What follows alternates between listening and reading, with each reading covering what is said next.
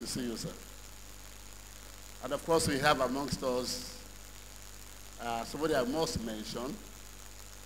She's like a daughter to me. In fact, she is a daughter to me, both in the profession and in mentorship. That is NIQS Feyilio Olagbaye. She's somebody we are proud of in the profession today. She's a special assistant to the governor on community relations in your state. So she's a VIP now to the glory of God, and we are proud of you. Having said that, let's go into the lecture proper. The topic we are treating is partnership, participation in infrastructure, concept and implementation. And I have the task to look at the subtitle, Evaluating Existing Infrastructure. My duty is to tell us what I have found that we have in Nigeria as at today.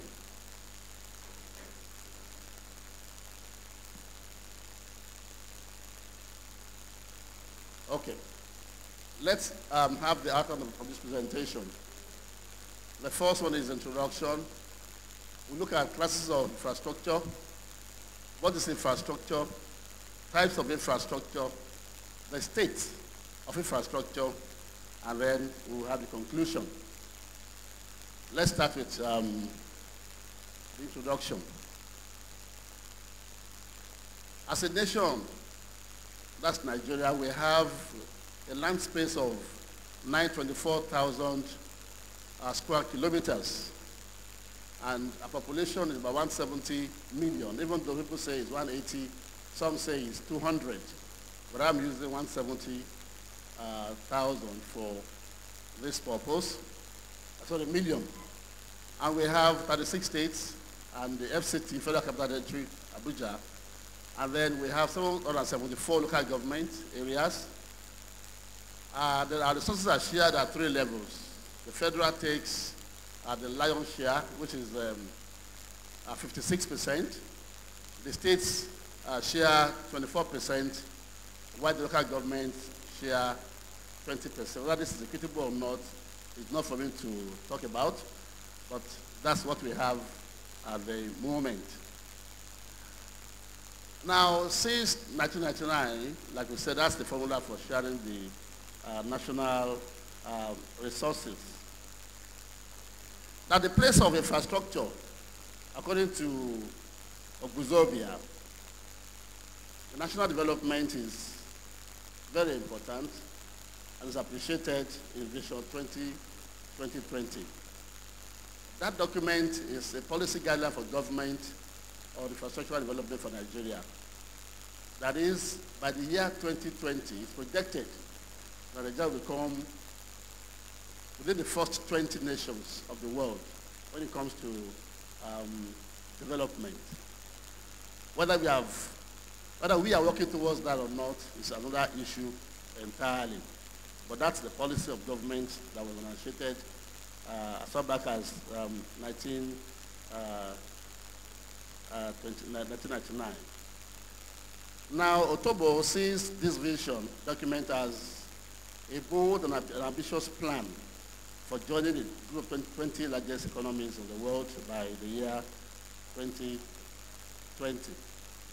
And of course, for any development to take place, there must be infrastructure, adequate and appropriate infrastructure.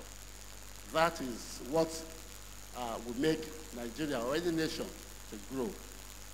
And by that document of Vision 2020, we require about 30 trillion naira to realize the vision of becoming one of the first 20 economies, largest economies in the world. And of course, we have to lay emphasis on science and technology-based infrastructure within the first 4 years of that, as contained in that document. Now, let's look at the projection that was contained in that document for the first 4 years from 2010 to 2013. Give you some figures. Now, in that document, it's projected that we require about 42 trillion naira in 2010 for infrastructure. 2011, 68 trillion naira. 2012, 35 trillion, and 2013, 81 trillion naira. That was the projection at that time. But don't forget, this was when dollar was about 160 to the naira to the dollar. Then, within the sectors also, there's a projection for how much we require by each sector of infrastructure. Housing was projected to, now here, 461 trillion was projected for housing, and then down agriculture, oil and gas, manufacturing, SMEs, down to transportation. These are projections as envisaged in that document, which was 2020, for the first 4 years from 2010 to 2013. But like I said, this was based on the rate of dollar to dollar at that time, some years back. But now the figures will have changed. Now you ask me, were we able to achieve that? You and I know better.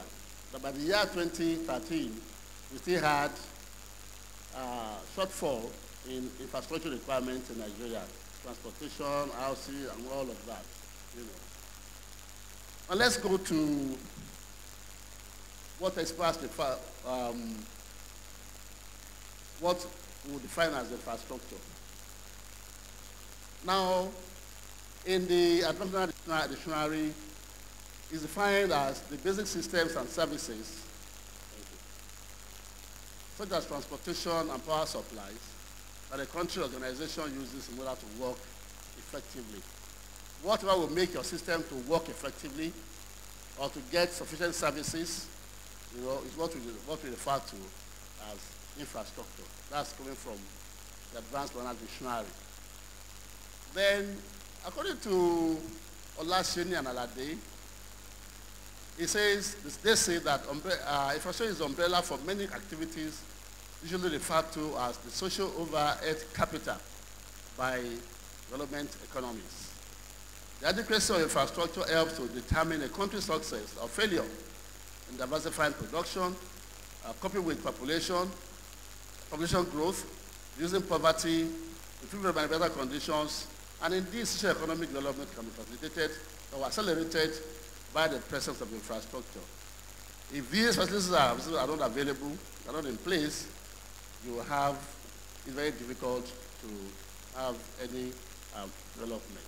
So what we are saying is that for us to develop and to make life easy and simple for everybody, we need to have essential facilities to be in place. Let's go to classes of infrastructure. There are two major classes of infrastructure. You have the social infrastructure and then the physical or economic infrastructure. We'll define what each of them means. Now, social infrastructure, these have to do with education, health, recreation, housing, etc. These ones come under social infrastructure. And then the benefits of social infrastructure, when they are available, if you have good housing, you have access to health, it's cheap, it's affordable, and you have access to it, recreation, housing. When you have all these in place, the benefits include innovation, invention, productivity in the economy, and of course you have a boost in the quality of daily life of everybody, and then it affects the output, of each individual, which will accumulate in the GDP. Now let's look at innovation, for example. When you live a comfortable life, you can think. Is that not so? Everybody, like this morning, I was on the program this morning looking at the news items, and we saw there was a report which ranked Lagos as one of the 140-something, 143rd, most important cities to live in. And that can be very correct. In Lagos, you have to leave your office by 9 or 10 p.m. to avoid traffic. And then you get home, say 11 or thereabouts. You wake up in the morning by 3 a.m. so that you can be at work by 8 o'clock. In some areas, if you leave later than 7 o'clock, you won't get there until 11 or so because of traffic. Now, how can you think in that kind of environment? How can you have a good family life? Your children are there, they won't see you, they will have slept before you get home, and before they wake up, you have left. I had a similar experience when I was working with, Copec some years back. We had a child then. Little child, she's now a graduate, she's married now. I would close from work between 7, 8, 9, then do some other things. I would not get home until about 8:39. And by that time, she would have slept. We would get to work by around 8 o'clock. By 6:30, I would wake up. And then, so at the time, for her to carry her, she'd be crying because she was not used to me. There was no time to interact. So and I said, I must take this job, or I was making the money from there. But I wasn't a good family man. I wasn't a good father to her. So that was why I had to change to another federal government establishment. That's OAU. I was there for a brief quite close to University of Ibadan. And you could see in the interaction, I had time to attend to her and then to my wife as well. You know.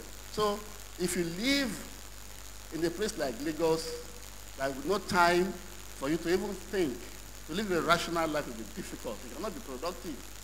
I saw on TV about when I was preparing for this lecture, I saw somebody flying in a helicopter. They wanted to throw the basketball into the net. And I was supposed to be Feyi. I said, Feyi, don't you think that this man who had this initiative to fly and throw the ball, basketball into the net downstairs at some very high, at a very high level, that don't you think if he does not have some comfort, both in the way he sleeps, in what he eats, and he's sure of a good medical care if anything happens, like a crash or something, don't you think it's because he has good infrastructure to support him that he could think of something like that? So this tells you the importance of infrastructure when it comes to a national life. So innovation, when you are well rested, you could sleep well, you could eat well, you could, you have everything in place. You're able to innovate, and then you can even invent. I'm sure if those who invented electricity, all the things we are enjoying today, didn't have good infrastructure, good time for them to rest, a good place to sleep and all that, they would not have enough time to think of all these things. So that's how important a good infrastructure is to us as individuals and then to us as a nation. So these are very important. And then you have productivity. You are well rested. And World Bank survey indicates that quality of social infrastructure affects urbanization is directly proportional to the GDP. Now, what makes Lagos different from my hometown, Elashe, for example? I know you don't know Elashe, you don't know. Okay. Now, Elashe is not a village, it's my city, but then it's not as developed as Lagos. Now, in Lagos you have Mr. Biggs, Mr. Small, you have this, you have that, but over there, you don't have it. So that's the difference. It's the quality of infrastructure you have in a place that determines how developed it is or not. Now let's look at physical infrastructure. This we know very well. I mean, this has to do more with us. Public utilities, roads, electricity, telecommunication, transportation. And of course, the benefits include effective economic activities, growth, the GDP, and per capita income. And then where development of economic infrastructure has followed a rational, well-coordinated and harmonized path, growth and development will receive a good boost. So this is emphasizing again the importance of infrastructure to us as individuals and as a nation. Now, let's look at the types of infrastructure that we have. We said mainly we have social and then we have physical. That's the two branches that we have. But let's look at the types that we have. For transportation, I'm sorry, oh. This is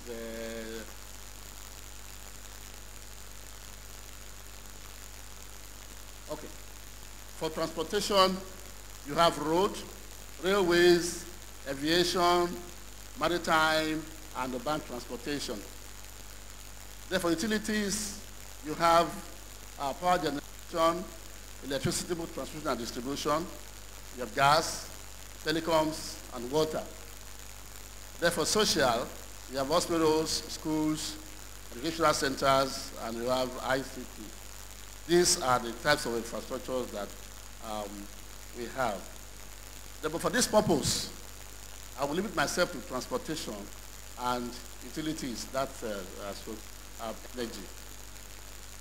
Look at the state of infrastructure in Nigeria as we have, by the record I could get today. Transportation, let's look at the road, for example. Adequate road infrastructure is central to the economic growth of any nation. It is at the core of good governance and public welfare. Any improvement in road infrastructure positively impacts the nation's GDP. At independence, we had 6,500 kilometers. By year 2010, it had risen to 103,000 kilometers. Now, of this figure of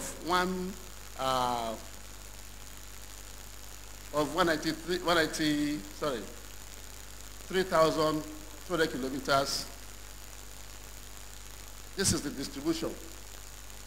Now, the federal government has 35,000 kilometers, which is 18% of the gross. Now, of this, 40% requires rehabilitation. And this is fair in outlook. 27% is in good condition. 3% is unpaved. It still requires pavement. That's for the portion of the federal government, 35,000 kilometers.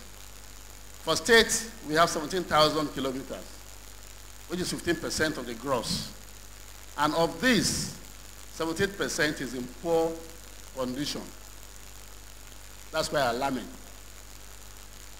The local government has 150,000 kilometers, and which is 7% of the gross. And all of them, about 7%, is in bad condition. That is the state of our roads as we are by the fact I could get.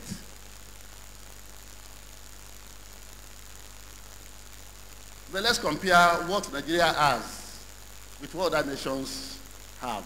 Some nations have. Brazil has 1.751 million kilometers of road. And Nigeria, federal government of Nigeria has 35,000. In all, 103,000. Population of Brazil is 176 million. 106 million. That means per every kilometer, you have 11 persons. For every straight of kilometer you have in Brazil, that's just playing with figures. People. India has 3.3 million kilometers, and the population is 1.2 billion. And that means that for every kilometer, you have 374 people. Netherlands, the person per kilometer is 123. Turkey, 173. Nigeria, 841. What does that tell us?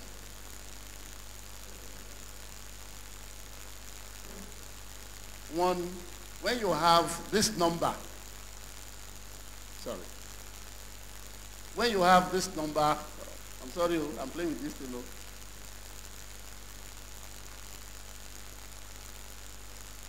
Just a minute, please. When you have this number, 841 persons per kilometer, and you have 11 per kilometer, what do you think will happen?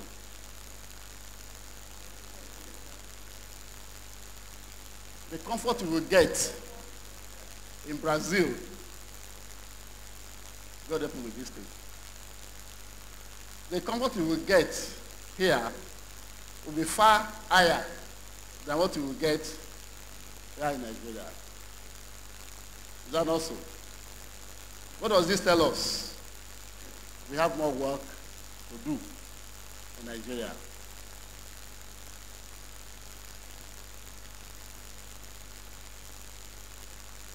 That's the next, so just a minute, let me confirm that's the next slide.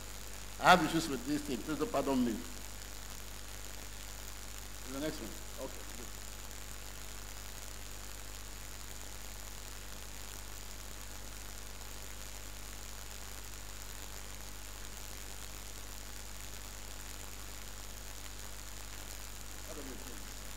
Okay. Now the main issue here is the quality and quantity of road services are inadequate due to lack of maintenance, which has led to the dilapidated state of the network. And of course, like we said, most of it are in bad condition. Some require maintenance. Then you have weak traffic and safety law enforcement, you know, the road safety and all of that. You travel on some roads, you see trailers are broken down, and the people are just trying to manage the other lane to pass. There are a lot of other things that inadequate design. You have some designs that are not adequate. You find, I'm tempted to say something, but I want to reframe it. We had a governor in our state here that built 20 kilometers of road. But two weeks after, some of them became dilapidated because of some other things that you and I know. So such things are impacting on the state of our roads. Let me also say this. We also have a governor in our state that is building roads. The roads have proper drainage, and the quality is very high. And if somebody is doing good, I think we should mention it. The current governor of our state is doing very well. It's not about the cost, but what we see. I mean, look at the LLE, Challenge, all those, they're good. I mean, I'm impressed by what's happening there. You know, those roads will last. They won't collapse in 1 year, 2 years, because of proper drainage, and then the substructure is also well attended to. So that's what we need in Nigeria. Even if you spend billions of naira, let it be spent on quality products so that we'll have, and then the management of the road. The design, every road has a design. Let's keep to the design. Let's use the roads as per design. That will help us to maintain the roads as appropriate. So from what we saw, in Nigeria, we did a lot more investment in our road sector. Let's go to railways. The railway system in Nigeria has suffered a long-term decline as a result of competition from road transport, which has eroded the rail traffic base and neglect by the government. You are aware of what's happening with trailers. People say particular industrialists in Nigeria, you know, bought trailers, and then some people, because of the income from these trailers, they deliberately crippled the railway system in Nigeria for them to make money. And then the rail system has it, and now the government has embarked on some upgrade, covering the western lines, Lagos to Kano, the eastern line, Port Harcourt, Maiduguri, Azakwa, Jakarta, Warri Standard Rail. And then a few days ago, the government commissioned under network in Abuja, and I understand about our own will be on by December. So that's some improvement on what we have. And then some 25 locomotives were reported to have been procured some additional 200 coaches and wagons are reported to have been refurbished. As a result, available data shows that the number of passengers carried by the rail system has risen significantly from about 1 million in 2009 to about 4.2 million in 20. So things are picking up, although it's not enough. We still have to do more. The network consists of 4,032 track and 305 routes in kilometers, characterized by sharp curves and steep gradients in many sections. Only 30 kilometers of the track, the form of double track, and all of that is in the Lagos area. Now, I think that is that picture there? The network, the national network. It's not there. Okay. In the document you have, is there. You will see the network as we have it now in Nigeria. That's from up, down, and then east, west, and all of that. All of that is there. Then there are about 480 passenger coaches and over 4,900 freight wagons. Less than 50% of those coaches and wagons there is unstable condition. And let's look at how Nigeria compares to other nations of the world in rail transportation. Now, Brazil has 20,000 kilometers of rail. Population of 196 million. Then, person per kilometer is 6,814. India has 19,704 persons per kilometer.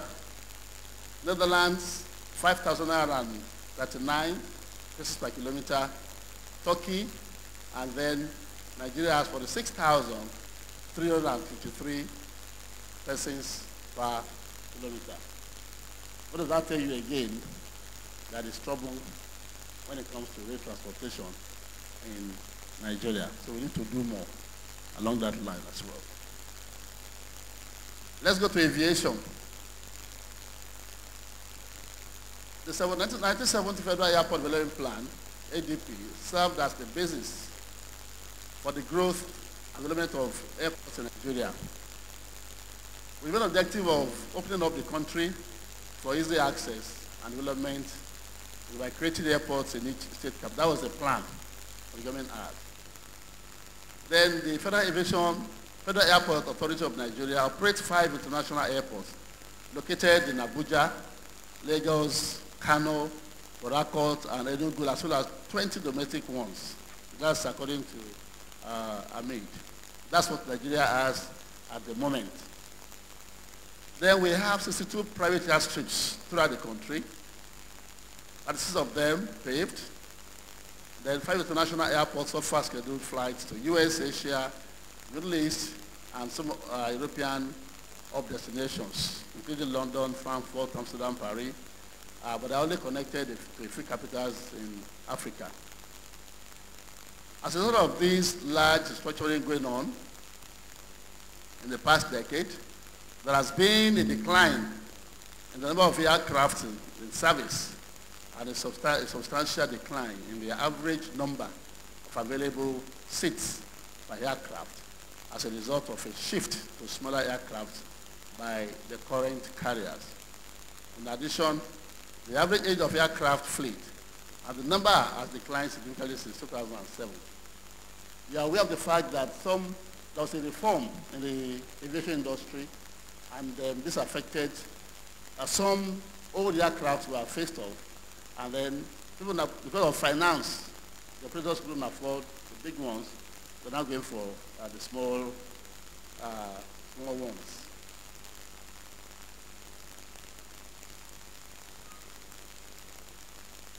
Next slide. Let's see what Nigeria has compared to other nations of the world. Brazil has 4,000 airports, and it translates to 49,000 persons per kilometer. India, 3 0.5 million. Netherlands, 618,000. Turkey, 36,000. Nigeria, 2,901,000. That tells you that both India and Nigeria require to have more airports to serve the economy.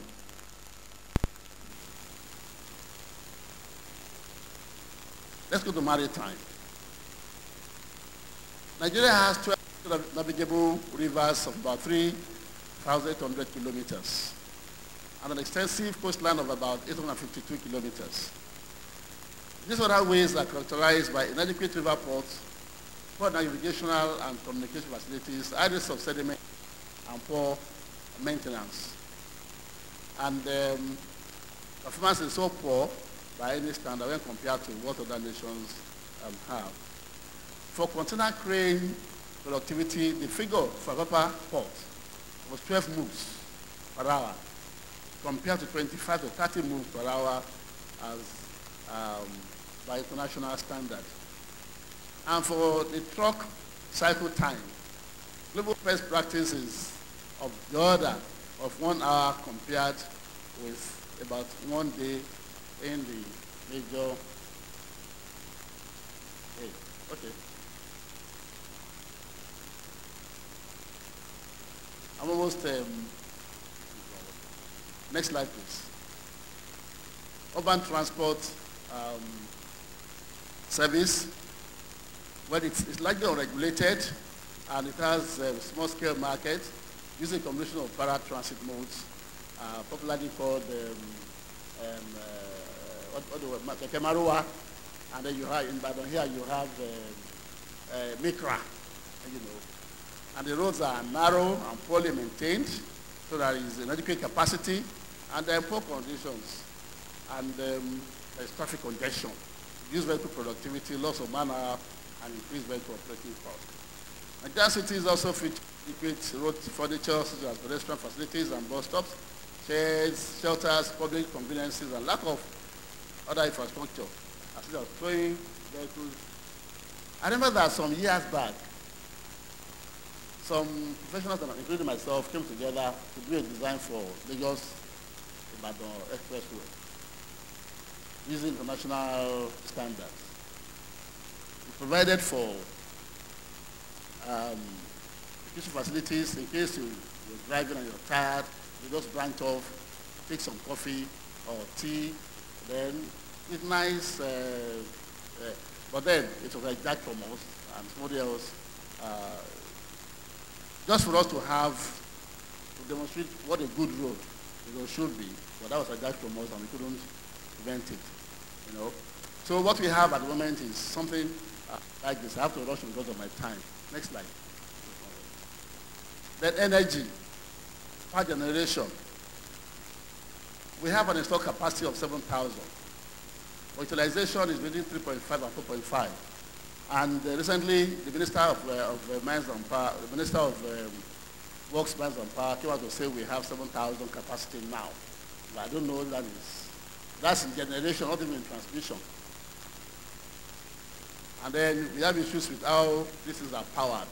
You have hydro, you have gas, and meanwhile the capacity that we should have is 12,000. As of now, we have gas reserves to generate about 50,000 megawatts, but currently only has a stock capacity of 5,000 megawatts. Next slide. You have to rush it. The challenge we face here is in generation. Of course, we know that yes, we are generating enough, but our transmission, the lines are weak. You have vandalization. This is affecting power supply to Nigerians. Next slide. Then you have transmission. We have two types of it. You have the 330 kilovolts network and 132 kilovolts network. And of course, okay, this is what we have. I won't more than the time. Therefore, oil and gas, we have 5,120 kilometers of pipe network, And then we have three facilities owned by the NNPC, 358 tanks in 22 depots with a combined holding capacity of 2.6 billion liters of PMS. That's what we have in Nigeria. Then water. There are abundant water resources in Nigeria to meet all needs properly annexed. There are also some more than 200 dams with combined storage capacity of 34 billion cubic meters and the capacity to irrigate 500,000 hectares of land. And there are about 30 ongoing new dam projects that are going on now, and we hope that it will be completed to give us good water supply. Then telecommunication. Of course, we are aware that this was regulated some years back.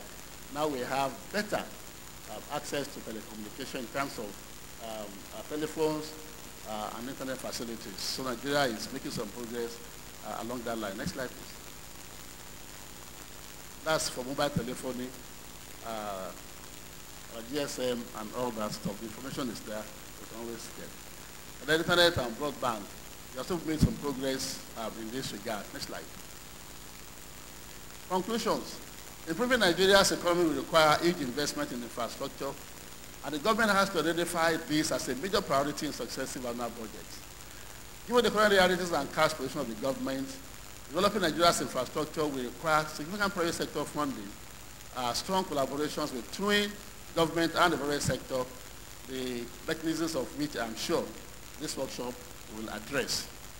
Nigeria will not be able to sustain our current level of population and economic growth without enhancing our infrastructure, which offers an opportunity-filled future for infrastructure development in Nigeria, with infrastructure spend estimated to grow from 23 billion US dollars to $77 billion by the year 2025.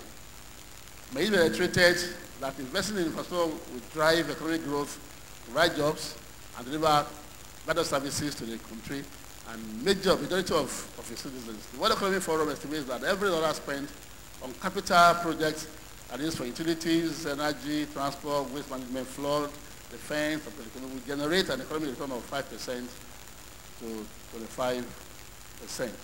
And the taking time saves the mind. I thank you for listening. God bless you.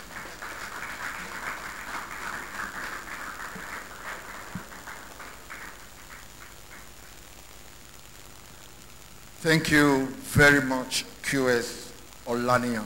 Another round of applause.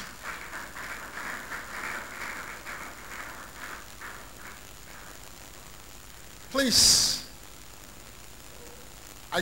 I should have mentioned that anyone who has a question as he gave his presentation should write it down so that you could take the questions after. But I know you are still with us, sir. Good. So what we'll do now, please write your questions, and after the second presentation, we'll take the questions first, and then we'll take the questions on the second presentation second. I think that is okay with us. Thank you very much. Another round of applause. I want to say that as he spoke, honestly, my heart was bleeding for this country, Nigeria. How many of you felt that way? My heart was bleeding for this country, Nigeria. There is something I wrote here. What is wrong with us? I had somebody say so many things. Honestly, so many things. What does it take to put these infrastructures in place? Some time ago, I listened to the president and the vice president. He was talking about constructing concrete roads. And I asked, where have they been all these years? What is wrong about constructing concrete roads that can last 30 years? 30 years. And we won't be reinvesting and reinvesting on these roads. What is wrong about putting our railways in shape? How much does it cost? Even the new railway, I mean, the new coaches bought recently, I look at them, I say, these ones are even refurbished. They're old. What is wrong with us? And South Africa boasts of one of the best rail lines in the world. God will help us. Abi, we resort to prayers. That is what we do. God will help us. All right. The second paper is titled Infrastructure Finance for National Development. And this is to be, this I also made to understand, was prepared by QS Professor Bola Babalola in conjunction with QS Mrs. R.T. Adebi. A round of applause for both of them. But to do the presentation,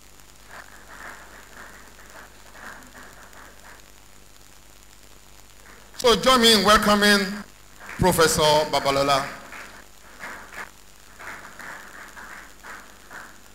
You're welcome, ma'am. Mr. Chairman, thanks so very much. I'm delighted to be here again after so many years.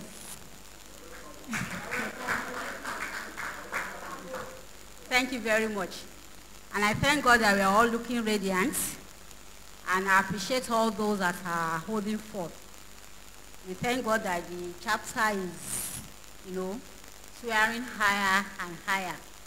And it's a prayer that as we inaugurate another Senate tomorrow, the improvements will even be higher than before.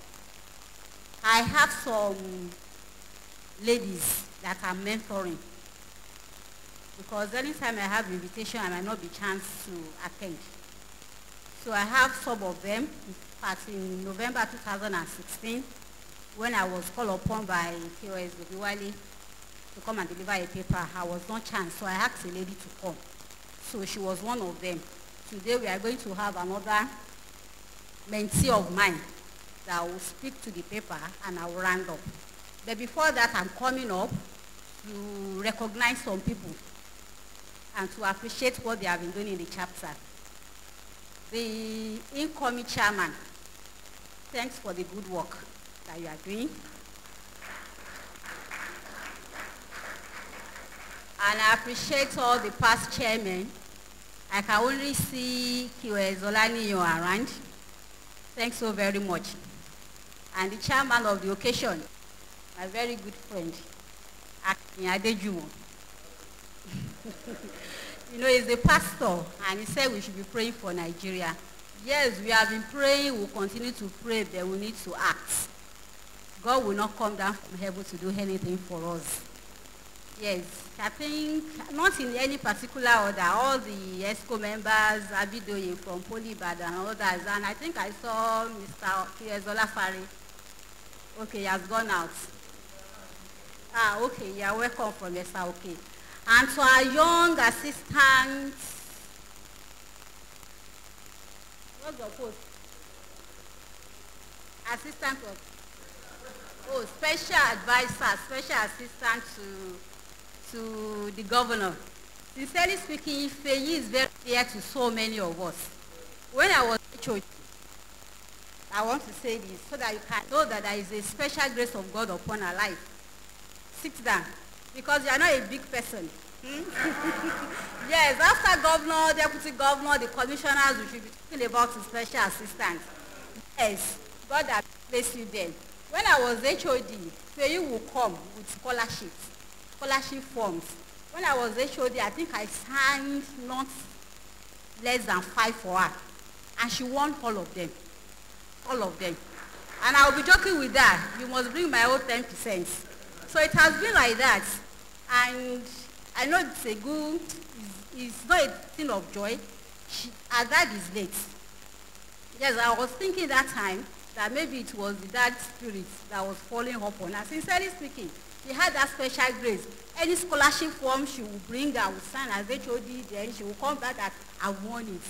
So like right from beginning. So I'm not surprised that this thing is still following you. So keep it up.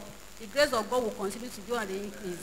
Yeah, so I appreciate everybody and the waxing members, waxing strongers, the coordinators from Okogi, Kwara, and the one for your QS Buki, and all our students from Ife. We appreciate everybody. QS Scholar Wale, I think I get it. The aluminium man, Akinlolu. Yes, I appreciate everybody. I'm not mentioning your name. My own is just to greet you and appreciating you for welcoming me back after a very long time. So I invite QS Ronti to do justice to the paper, then I round up.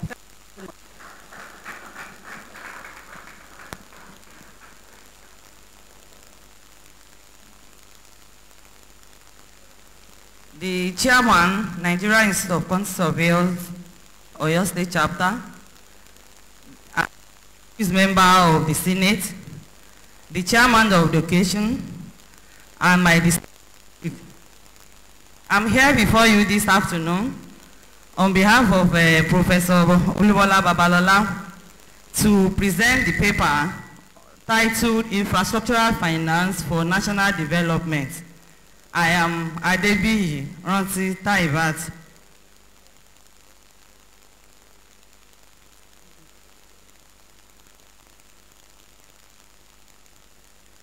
Infrastructure is one of the most important factors to be considered in any sustainable development of any emerging country. Infrastructure development of a nation cannot be considered in isolation without talking of the state of infrastructure development of that nation. Nigeria, as an example of an emerging country or developing nation, has potential to house a large number of infrastructure developments, worldwide infrastructure investments. But because of quite a number of some challenges, Nigeria, that potential cannot be showcased. The challenges of a lack of finance, government policy, difficulties in recovering of costs, the poor control of public spending, huge budgetary allocation to recurrent expenditure, and lack of investment from both the public and the private sectors. All these challenges result into poor, deplorable condition of infrastructure in Nigeria. And as a result, we have low productivity growth, we are into low income growth, we are into low savings, low level of industrial development, and ultimately end up in vicious circle of poverty. And thereby, made doing business very difficult and restrictive in Nigeria.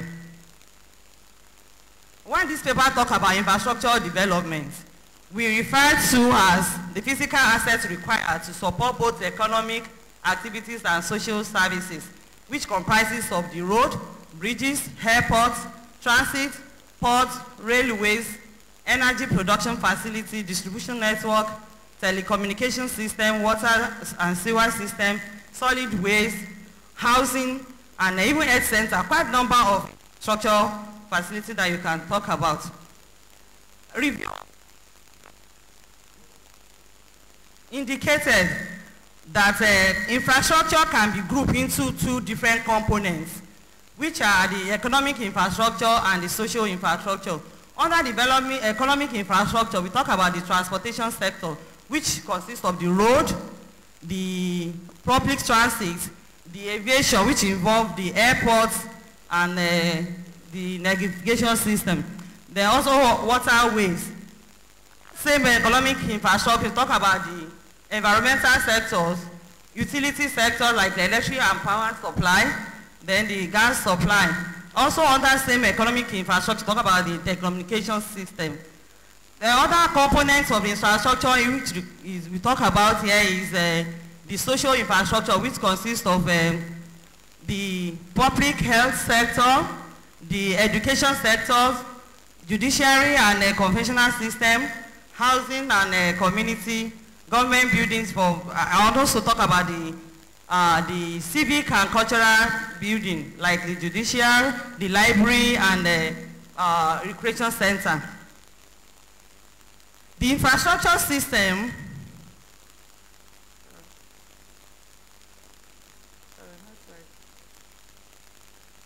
the infrastructure system has the nation. When we talk about the impact, it promotes productivities, provide amenities which enhance the quality of lives. Also, provision of infrastructure connects people to jobs, goods, and services. Also enhance rural transformation and agricultural development. By so doing, the produce from the farm can be brought to the cities for proper use. Then, provision of infrastructure also provides access to international markets. It facilitates rapid growth of information and idea. Also provides services to household and business. Provision of infrastructure enhances human capital development. Because of the great impact the infrastructure has on the economy, the estimate for financing this infrastructure development. The AFDP estimated about 350 billion for APEX investments over a period of 9 years. Also, the AFDP also estimated about $100 billion over 9 years of OPEX investments, and quite a number of other amounts of money that are for this infrastructure provision.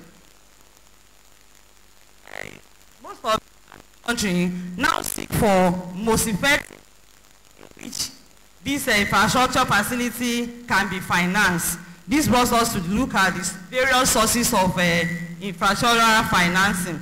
We all know that in Nigeria here, federal government is the main financier of the infrastructure provision.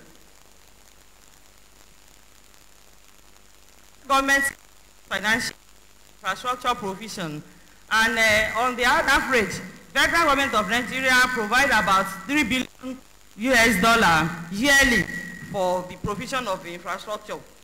But this is still not sufficient in the country. So there are so many of these government intervention programs. Like in the past, we talk about the PTF, which were involved in the construction of roads, provision of health centers, provision of drugs into most of the health centers. And also, we talk about the DFRI, that's Directorate of Food, Road, and Rural Infrastructure. They also finance infrastructure projects. And also the Oil Mineral Producing Agency, producing area, the Area Development Commission. But in the recent, we talk about the NDDC, the test fund, and also the SHOPI, which emanated as a result of the removal of subsidy from the oil. The states and local governments also involved in the provision of infrastructure, which through their statutory allocation and grants from the federal government, the external loan, and also their internally generated revenue from all the states. Bank and some other specialized institutions also involved in financing infrastructure, which, like the Bank of the Industry, the Federal Mortgage Bank, which they are specialized in housing provision, the Nigeria Exports and Imports Bank, Bank of Agriculture, the Infrastructure Bank, and also the National Economic Reconstruction. All these things, they provide enough infrastructure for the nation, and thereby also in the financing of infrastructure are some international organizations and donors, which we must not forget to talk about: the World Bank, the African Development Bank, the UNDP, the UNIDO, the UNICEF, USAID, and Africa. Quite a number of them are involved in providing infrastructure, financing infrastructure for the country. But still, we don't still have sufficient provision of infrastructure in all across the nation. So the involvement of public-private partnership emanated as a result of this insufficient provision from the government. The public-private partnership, which we refer to as PPP, refers to an arrangement between the public and private sector in which the private party provide public infrastructure or services and assume substantial financial and technical operation risk that are involved in this provision of this infrastructure, which is a long-term agreement between the private sector party and the government, in which the private sector most times design, build, finance, and operate public infrastructure in exchange for some form of profit. After all, you know, the private sector are in business to make money, to make their profit. So the PPP combines the strength of the public sector mandate to deliver the services of as its role as a regulator and coordinator of public functions, with the private sector focus on profitability to deliver infrastructure facility. The issue of PPP that emanated as a result of insufficient funds from the government be able to solve two highly contextual problems, which is, apart from funding the infrastructure, and also it helps in operation and maintenance of this infrastructure upon completion. Typical projects financed by the PPP initiative across the countries are in Lagos, the common Lagos-Epe Expressway, the Terminal 2 of the Murtala Mohammed Airport, the two main gateways in the Federal Capital Territory, the Airport Expressway, other northern expressway which run from Zuba to Kubwa and to Asokoro in Abuja, then Shagamu-Bini Road, Lagos-Badagry Road, and Abuja-Kaduna Road, and quite a host of other infrastructure that have been provided through the PPP. The PPP has quite a number of models. The choice of a particular model is determined by the risk, nature of the risk, and the level of the risk involved in the particular project, and also the thorough evaluation of the project's future determine any of these models that can be chosen, like the service contracts, the operation and management contracts, the leases, concessions, and build, operate, and transfer. The Infrastructure Commission, Construction and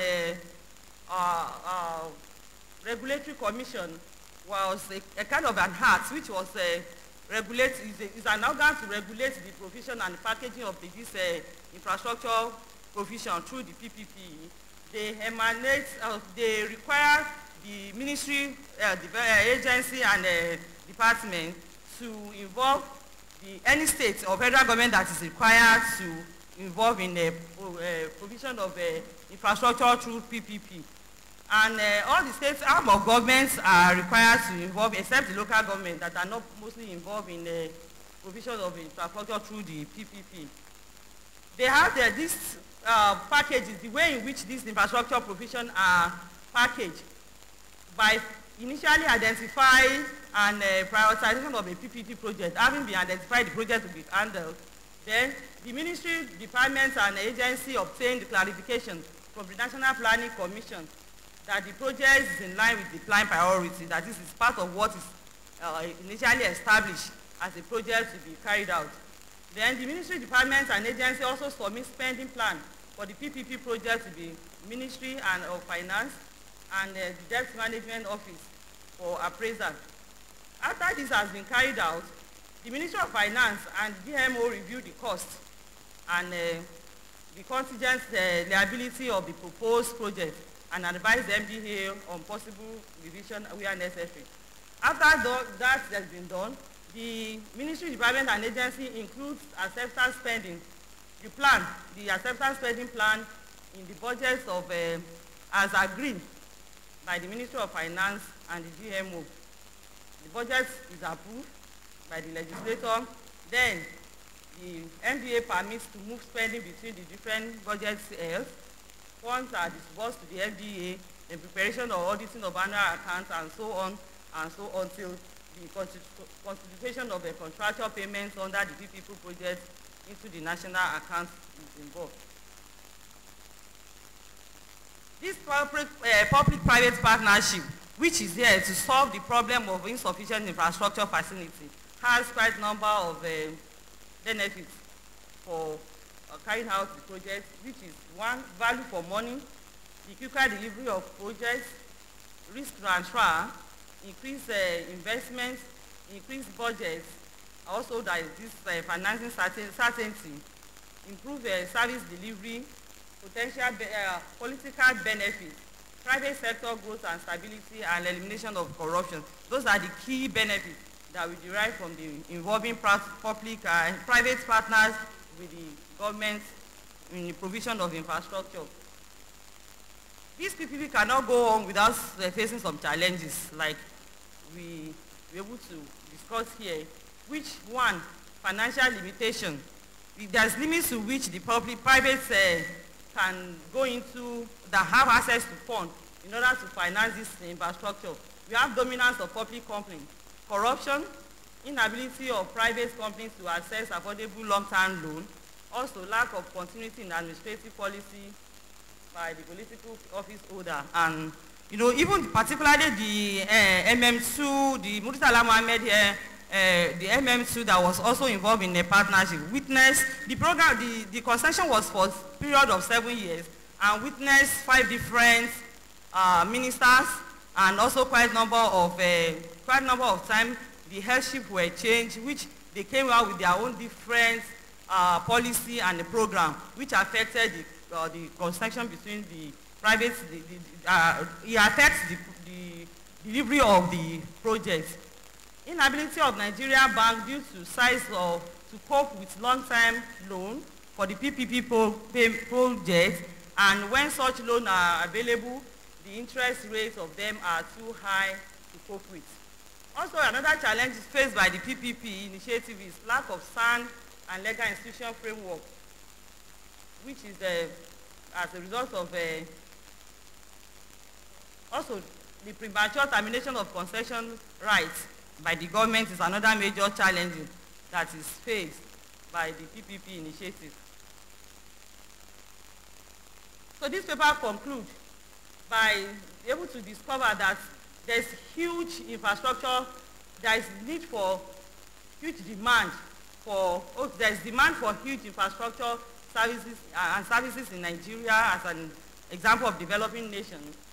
The paper also established that a large number of infrastructure in Nigeria were financed through direct budget expenditure from year in, year out.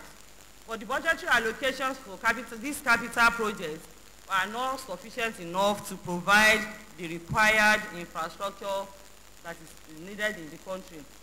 Then also, infrastructure development remain grossly inadequate relative to the nation's requirement due to lack of funds. Alternative methods of financing infrastructure as PPP are required. Also, the paper also concludes that the PPP improves sustainability and growth of infrastructure development through value for money project assessment and improved delivery performance. The paper finally recommends that realizing the commendable results of involving participation of PPP call for an establishment of necessary regulatory framework for proper implementation of the PPP project as a source of finance and provision for infrastructure, and the institutional architecture which handle market development, dispute resolution, among others, for implementation of infrastructure projects in a single clear deal. There is also need to improve the policy and legal environment to ensure that the method work well and investors are given confidence in recouping their investments. Nigeria Bank through the CBN should be assisted to cope with the PPP finance as a sustainable long-term finance mechanism. It is the key to the success of the PPP project. It's only when these funds are available on a continual basis to finance the infrastructure that the process can be regarded as sustainable. Thank you for listening.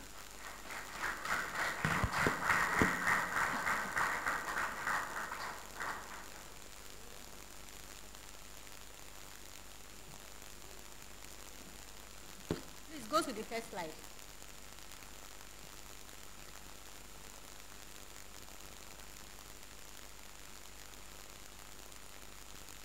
The next one. You know, there is no gainsaying that that infrastructure is the engine that drives any nation.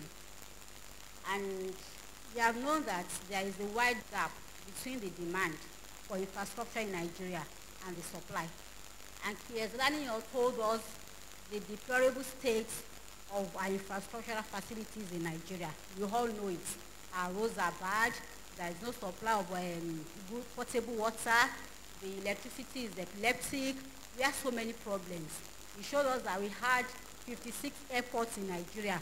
Even the 56 airports, how many of them are up to international standard? So it's very, very sad that we are in this position. And you know, the challenges we have, the reason why we are in this mess is because there is no finance enough, there is no adequate fund. We lack adequate finance for infrastructure in Nigeria. And this also has to do with the government policy. If you look at the budget, you will see that Nigeria government, they allocate a lot of money, very huge amount of money to recurrent expenditure. What they will be spending year in, year out. But for capital project, it's very, very little. So that is number one problem. Then there is difficulty if people, we are talking about PPP. We have so many private investors that are ready to invest in infrastructure. But for them to recover their, very, very difficult. And anybody that wants to invest, the major interest will be in profit making. And if the profit is not,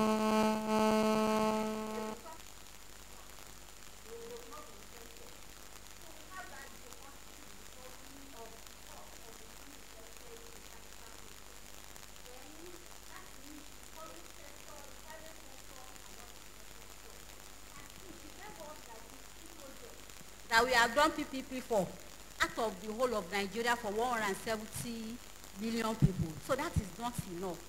Can you go to where we have the estimate for infrastructure? Okay, yes. So we have this estimate by AFDP. This organization estimated that for us to get away from this mess, Nigeria needs 350 billion as capital expenditure over a period of 9 years. So that is, we have 350 billion naira over a period of 9 years. They will be talking like people in London, you know, in UK, in USA. That is, our infrastructural facilities will be superb. Then there's another, then they're saying also, apart from this capital investment, government should also set aside $100 billion over that period too, for as running, as the operating expenditure. So we need that. That one has been calculated for us. And there's another study by McKinsey. That organization estimated 31 billion naira for 10 years. That's like 310 billion. It's almost close to 350. So they are very close. But where do we get the money from? And we know that these organizations, the two of them, they told us that there are two key participants that can bail us. First is the government.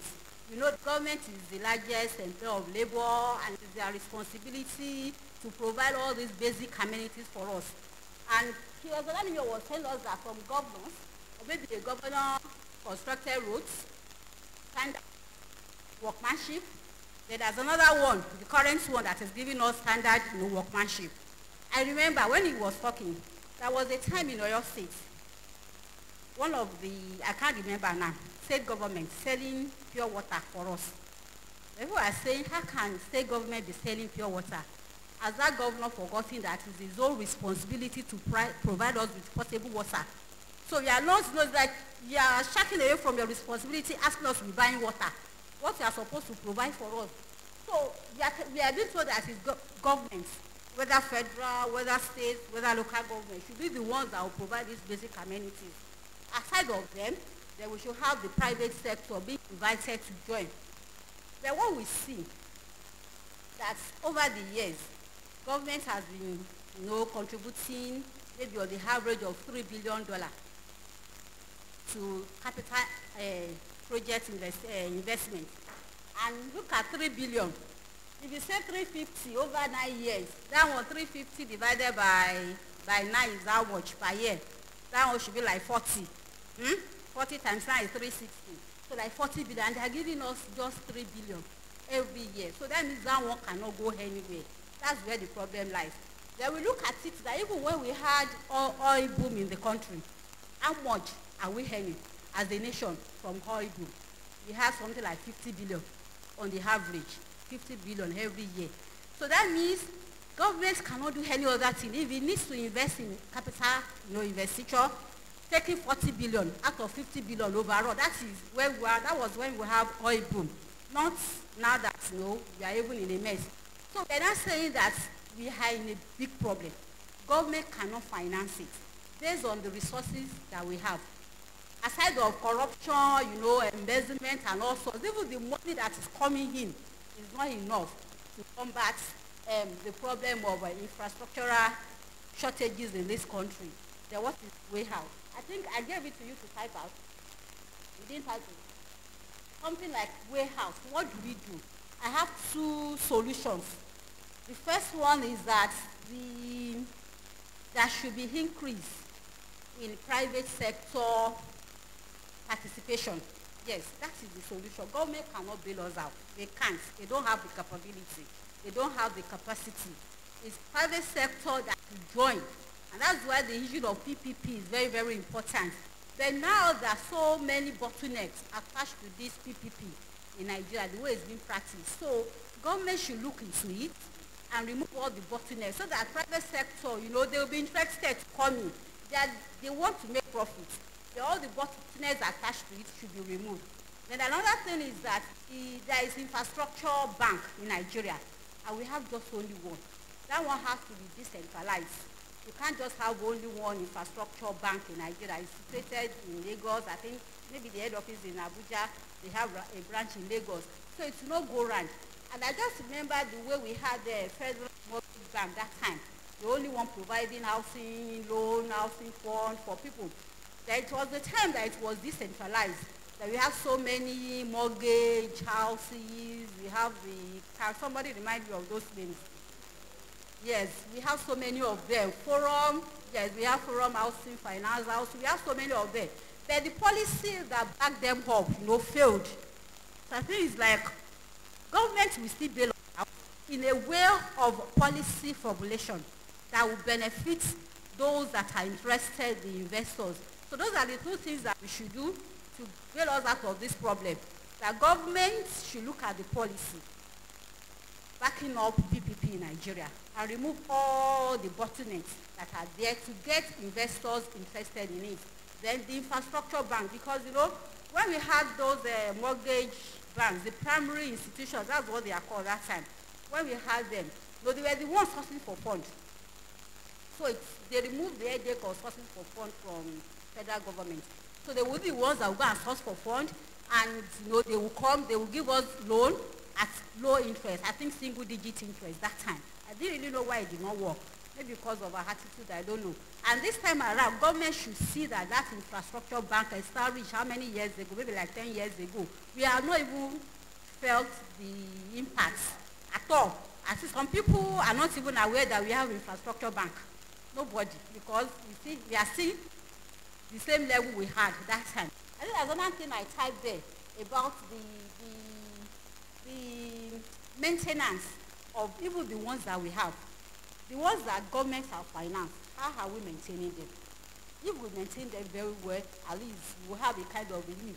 Then the ones that are doing now, some people came to our campus, they saw the whole buildings constructed many, many years ago, compared with the ones that have been constructed, maybe like 10, even 5 years ago. You cannot even compare them. They are incomparable. Even for our roads, if you travel from Ibadan to Ife, the whole road, very solid. The one they just constructed, then something is wrong with us. And it has to do, in fact, a lot of things have to be overhauled. Starting from our education, the way we train our students. The students, they don't really have that practical knowledge. And they are the ones that we are handing over to. They will come back to construct, and within a few weeks, you have potholes on the road. The road will not even be what you are expected to do. So in this country, we had that problem of standard work being done. Then the materials that are being used, they are not even of high quality. So everything, in fact, this thing has permeated into all fabrics of this nation, and even we people that are even, engaging them and using them. So we should, Pastor said we should be praying. Yes, we will pray. I know that his time will come that we will be bailed out of these things. And the younger ones that are coming behind, they should begin to think of what they will do. And I think I've said it before, I don't know whether in this forum, that our forefathers, when they needed anything, they will use it. They will look for ways to get those things. When they needed fire, they used stone to make fire. When they needed to cultivate, they made holes, they made cutlasses. But our whole generation, and part of this generation, we are very lazy. Instead of to build on what they did, to improve on what they did, we relied on the white people, Western world, to provide for us. So we'll just be sitting there, they will be buying for them. So it's high time the younger ones, me, I'm going towards the old age now. So the younger ones, we are saying that we are in jet age. That we are in jet age. So they should be the ones now thinking how to invent things that will make things happen. Then when you are given anything to do it with the best of your ability. Do it, with faithfulness, with truthfulness, so that there will not be any mago anywhere. Then we can make headway. Thank you very much. So before I round off, I want to recognize my HOD so that I will not be sad. That's Dr. Joshua Dada. He's also the chairman of the chapter. And our elder, thanks so very much for coming.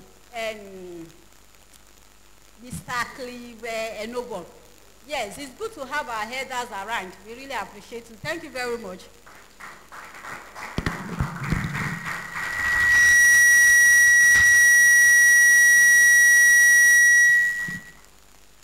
That was a good one. Another round of applause for Professor Babalola and QS Mrs. Ranti Adebi. Thank you so much, so much. We appreciate you. Now, do you have your questions? Written. For the first one, for the first presentation.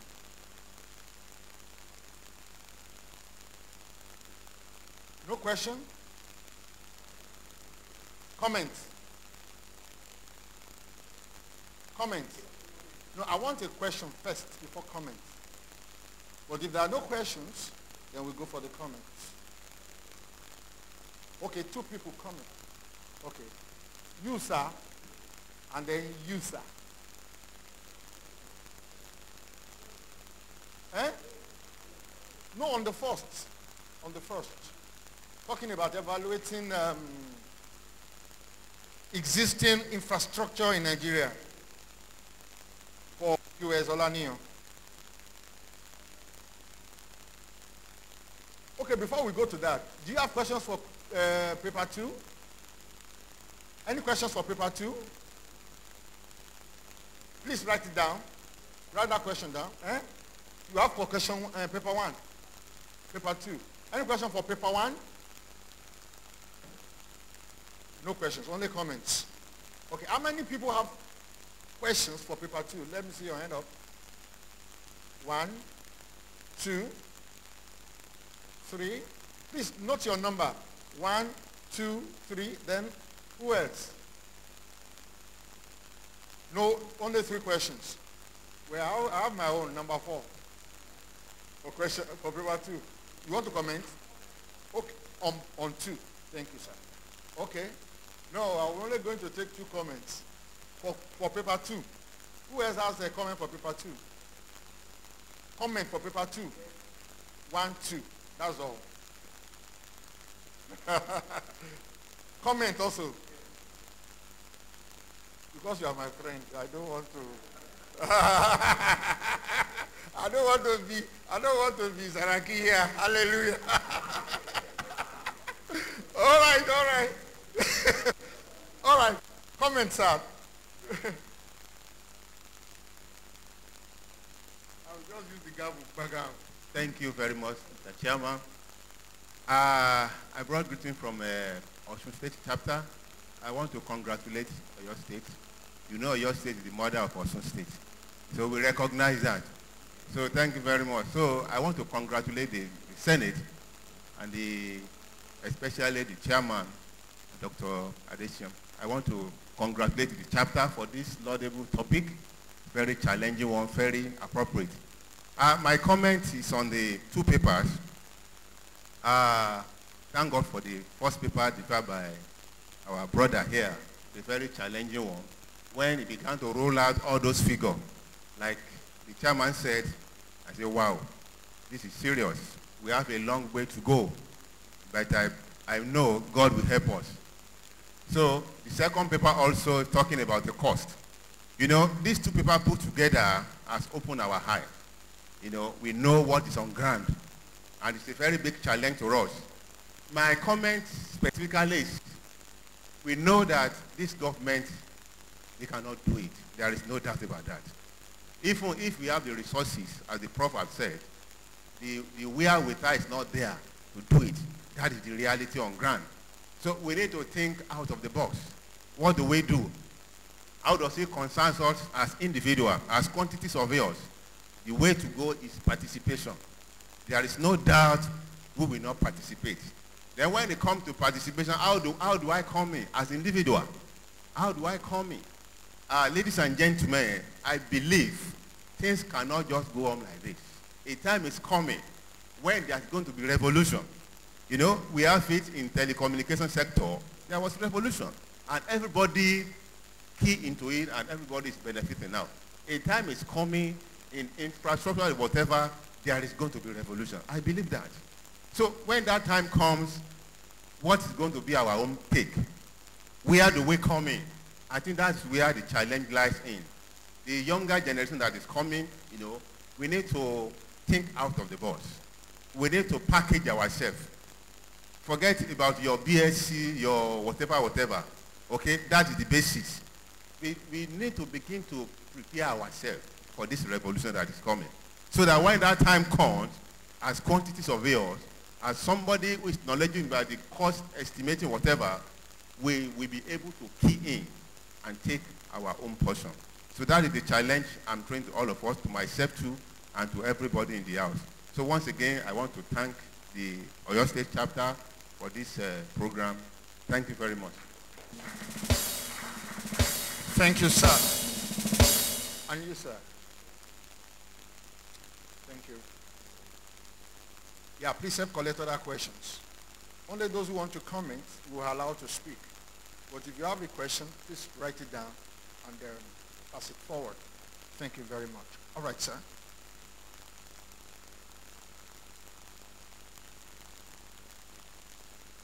Thank you so much, sir.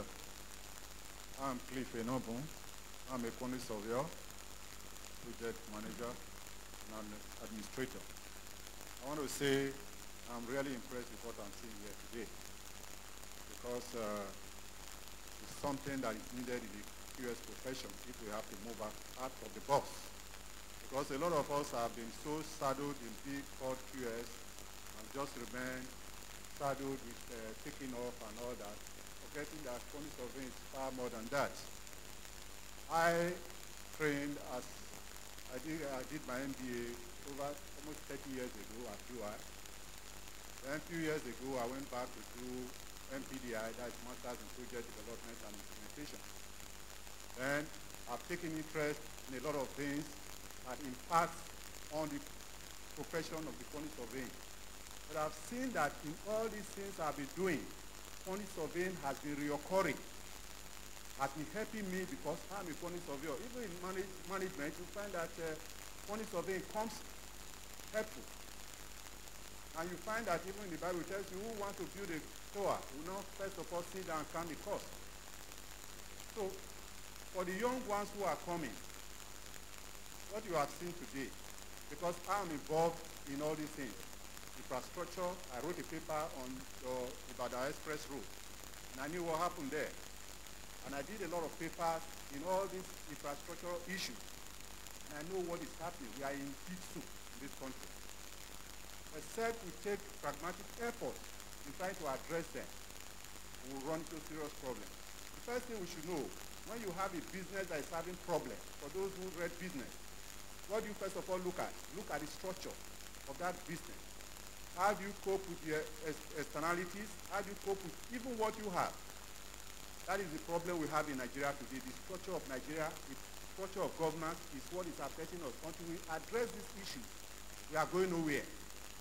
Where everything is centralized, with all the corruption that is there, I'm telling you, we are killing ourselves today because we see that as everybody, we are baking the cake, nobody is baking any cake, there is only people going there to share. So when you go there to share, and you have not, and it's so small to take care of everybody, what do you have? All these health issues, whatever you are having, they are all symptomatic of the problem we have, the inherent problem we have. And they are still going to be going on. You look at people who are up north, they are part of you, they are part of your country, you are down here, you don't seem to appreciate what is happening. And that is where we are going, because it will come from that place, come here, even from here to that side. So until we take pragmatic efforts as members in this core profession to know what to do, or else we run into serious problems. I want to thank you so much because this is a very, for the young ones who are here, I must tell you, a lot of QS have passed through me in my small office to train them to know what to do, how to put yourself, if you are looking for money, quantity survey is not for you. Because first of all, you must know what you want. You must be a thoroughbred individual. You must first of all know what you are doing and let everybody know you for whom you are.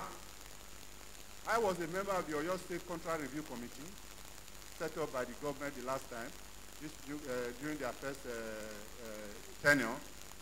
When I was the QS on that committee, and I saw everything, what my eyes saw. At times, when we are at the meeting, when I open my mouth like that, the other will say, keep quiet. I will open my mouth because papers passing through me because I am the quantity surveyor. Other people who were there are people from other professions, but the core issues were on course.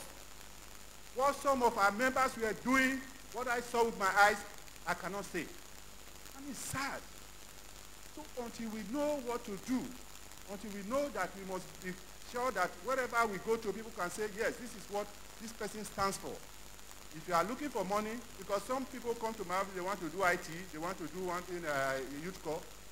Some of them come, they want to look for a place. I ask you, what are you coming here for? Is it money or you want to learn? They will look at me. Some of them cannot even answer me straight to the point. I'm happy for those who have passed through me, those who have worked together, those who we still relate together as professional colleagues. My chairman, we were together for a long time, worked together in his coming years, and I'm proud to say that himself and the brother, who is also a quantity surveyor, he walked into my office one day, he's looking for a job. I said, who are you? He introduced himself. How did you get to know this office? He said, somebody introduced him that you should come and see me. What is your name? Mention his name.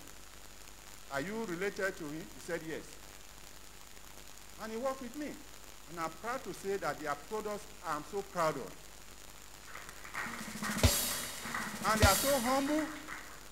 And I still have a lot of them. And then there's other Jemisi at UI. He's in charge of setting up the QS department. And I want this department, this charter to help and assist her so that it can come on board as early as possible. You know, we discussed it the other time. So there are still a lot of things we need to do because what these issues we just discussed, please, I pray that you give all these things to all of us so that we can see. Let those who are here, the young ones, please go back to school. Don't just rely on your quantity of your, that is not the only thing. Try and drill yourself the more. When I went back to you, I was the oldest in the class. They were calling me a pa. But then, it was, and when the professors come, they said, what are you doing here? I said, I came to study.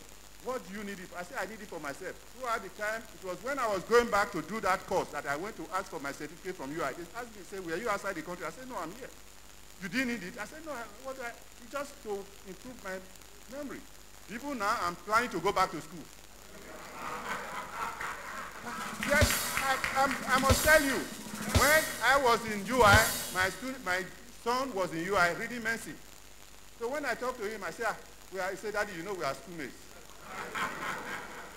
Then the other ones are there now doing engineering. When I talk, they say, Daddy, all of us in my house, we all went to UI, plus my wife. So please, let's be interested in developing ourselves. And I want to thank Madam, the professor. Madam, please, I want to thank you so much. Some of your products have passed through me, and I must tell you I'm impressed. I must tell you because I, for myself, I have passed through, I tell anybody who want to listen, I went to the best schools in Nigeria, public, from primary to secondary to tertiary institution. And I must tell you, I was the person you are expecting tomorrow, and I go, my classmate is one of our best in our class. We were the first graduate of Auchi Polytechnic that had HND. And we were associated with Glasgow College of Printing and Editing for quantity surveying, and that was the core of quantity surveying then. And if I tell you all those people today, they are all over. Most of us have retired from service now, but we keep telling ourselves that it's because of what we put to do ourselves. Some people will write an application to you in your house, in your office now. You can't read through. Please, these are things we must try to, please, we need to bring out our students to know this. I went somewhere sometime in my children's school to give career development, and when I said I was going to talk on quantity surveying, they didn't know anything about quantity surveying. I'm telling you, I said I'm a quantity surveyor. In their school they called me engineer. I said no, I'm not an engineer, I'm a quantity surveyor. Please, all of us, we need to bring up the younger ones, let them know what to do, and please, the issue of corruption is something that we have to talk about, because these are the things that affect all these things we are talking about in Nigeria today. Because when we are in the class discussing all these issues and these issues are coming, the bottom line is always corruption, corruption. And when you want to look at it, you want to define what corruption is, you want to define which one is this and that, the issues, we know what we are talking about. And I pray that God will help us. Because one thing that I want to tell you, they said, in the house of those days, Archbishop, the house of those days, said, there are things you have to do for yourself that you don't need to pray to God for. We are praying that God should come down. God will never come down to help us. We must be pragmatic. We must, things that we should be involved in. The political issues, we should discuss. Let us be involved. I like it, members of the society. And I think that will help us a great deal. Thank you very much. And I want to congratulate the presenters of those papers. They are wonderful research papers. Thank you very much. Thank you. Thank you, sir. The words of the elders are words of wisdom. The wise man hears, finish it. Network those days. How many of you remember? We used to hear it over Radio Nigeria. The words of our elders are words of wisdom. The wise man hears and grows wiser. Those days, I'm a small boy anyway. Thank you very much, sir. We appreciate you. And that was QS Cliff Enubu. Did I get it right, sir? Thank you, sir. Now, we've had the two comments for the first. Now we are going to read the questions. Okay. Questions, yes. After the questions, then the comments. Because it's possible, or maybe we should take the comments first, because some questions could have been answered in the comments. How do you, okay, thank you very much. So, the question for the second paper, why is it that capital funds that are being used and still using to finance the capital projects are depreciating daily compared to the past, in spite of the inflation on construction materials? Okay, that's number one. I will read them together so we can save time. You mentioned earlier that the private sector should be involved in infrastructure. What are the benefits if one decides to invest in such? Then this question has been answered in a way according to the questioner. What measures can be taken to stabilize policies around PPP concession agreements as regards change in government? What are the roles of the quantity surveyor? Okay? And then, what could be a lasting solution for this infrastructure disorderliness in Nigeria? What could be a lasting solution? And then my own.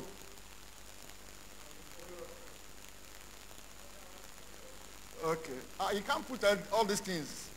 Please answer the first one. Did you get them? And I will help you with that. Okay, let me read everything. I will help you in that regard.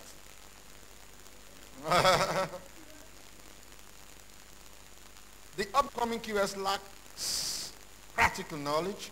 Most of them rely on online videos of construction for practical knowledge. Also, most tertiary institution syllabus are majorly theoretical. How do we improve the practical knowledge of upcoming QS? This is not really related anyway, but it's within the purview of the prof. Okay? Did the country who have achieved, I'll just read it as it was written. Did the country who have achieved notable infrastructural development use the PPP to achieve it? Do we have statistics on this PPP that can give us a strategic way forward to improving the infrastructure in Nigeria?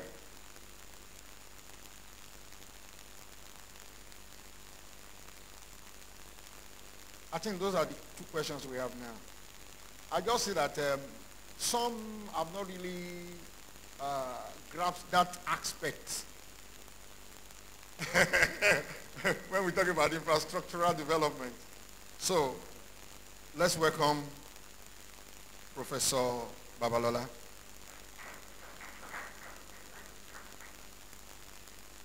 So the first one is, what is it that capital funds that are, why is it that capital that are being used and still using to finance the capital project are depreciating daily? Compared to the past, in spite of the inflation on construction materials. Oh. Thank you, sir. I'm not part of the policy makers, and I'm not in government. So those that are there that we should ask. And I need to add that despite inflation, the budget for capital expenditure, whatever, is reducing. Despite inflation, the prices are going up. And despite the growth in population. So you should add that one. That despite the growth in population, the capital expenditure should increase. There is no increasing. And prices of materials, workmanship, those prices are going up. Our capital expenditure is reducing. And the reason I want to say is that because countries of yours are not involved in policy making. So if we are involved, if they are invited us, we would have told them that you need so much for this. Then they would have captured it and included it in their budget. I think I've answered that one. What would be a lasting solution for the infrastructural disorderliness in Nigeria? That's with infrastructural disorderliness. I don't know, do we have infrastructural disorderliness? What we have is deficit, yes. Deficit, and the ones that they are constructing is of low standard. So I think that is, and one of the questions is talking about our syllabus. The content of our curriculum is not sufficient. It's not sufficient to provide us with what we want. And it's because there is this gap between the industry and the academia.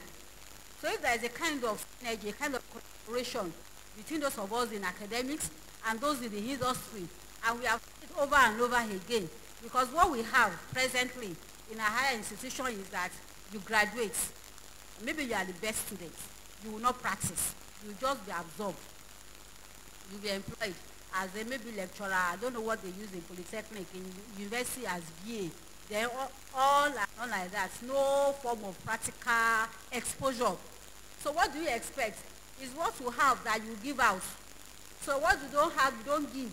So if I'm teaching and I don't practice, so what do you expect me to tell my students? And the students, they will go like that, and they will go out, no practical experience, no nothing. So that's what we should expect. So there should be a kind of review. We do review curricula, all institutions, maybe like after 5 years. the regulatory body, KSRBN, will come. They will look at the contents of our syllabus. They will say this is good, this is not good. Do you understand? But that is not enough. I'm saying it's not that is not enough. What we want is that there should be more of practical for professional courses than theory. So theory drives practical. But now it should be more of practical. You know, those in part 4, they will not spend their second semester in school. They will have 6 months IT. The Polytechnic will have 1 year IT. Then maybe there's another 3 months from when the 1 to the 2. So those ones are not enough. So we should increase it. They were also saying that those of them that have made it in practice, they should come back to us and teach us and show us ways, know-how. I think that was the problem. What are the benefits if one decides to invest in such, that is private sector PPP? You should know now, you are investing, you are expecting profit. So like the MM2, the time, yes, Murisala Mohammed Airport, I think it was Babalaki, the head. So he invested so much and he's still collecting money. There is an arrangement that it's either you build, operate, transfer, build whatever. There are so many variants of PPP. So the ones, you know, that suit you, you look at the profit. If you are going to bank to get a loan, you know, you calculate the interest rate on the loan, how much you are going to, you know, to pay back, for how much you are paying back for how long. Then you calculate, you know, you sit down with your client. This is what I'm offering. Then you now have an agreement that I'm getting a loan of 1 billion naira and I'm to pay interest of maybe 500 million on top. That's the 1.5. And I'm to pay back in 10 years. So this project, I will operate it for like 20 years. So once I've paid back after 10 years, my own will come. So it's a lot of money. That's why we are saying that there should be infrastructure bank. A very, you know, operational, the one that is really operating, not the one that we have. This one is dormant. That people can get loan. Yes, people can get loan at low interest rates. So once they get the loan, they will use it for infrastructure. They will get their own money. There's a lot of risk. But if they are interested, that, you know, there's none of us there that can really have such money. Do you understand? Now, but if you have loans, if you have access to loans, you can do it. So it's a good thing if you have that at the back of your mind.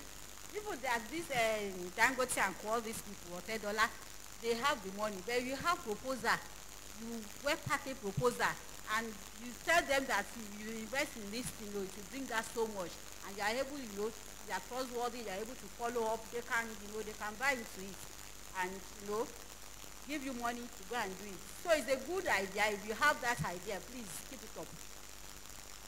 Yeah. What measures can be taken to stabilize policies around PPP concession as regards change in government?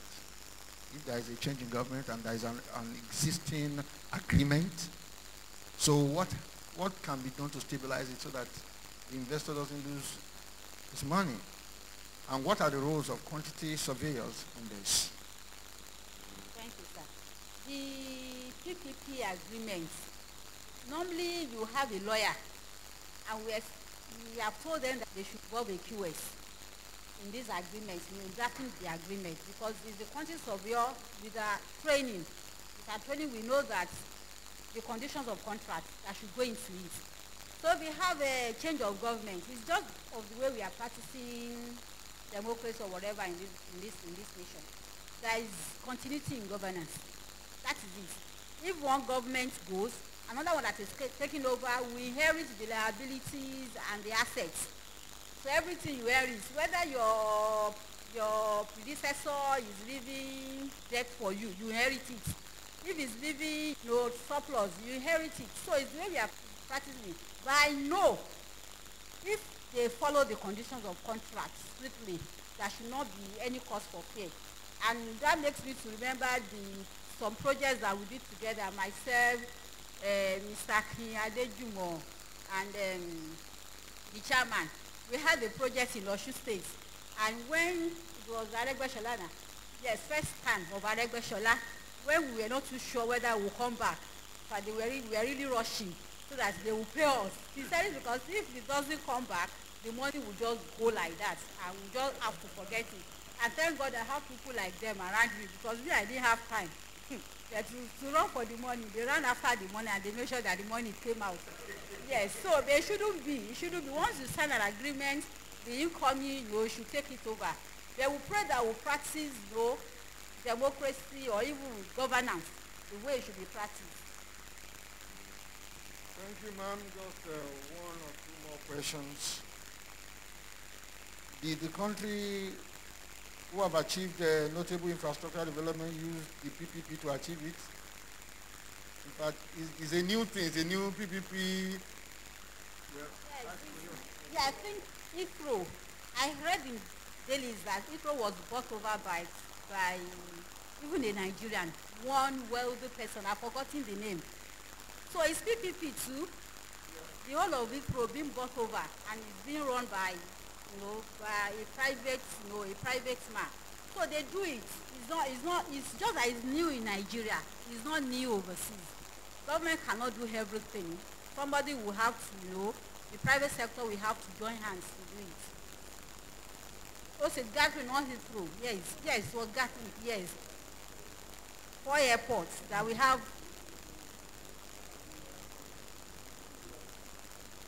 So it's new in Nigeria, but overseas, that's what they do.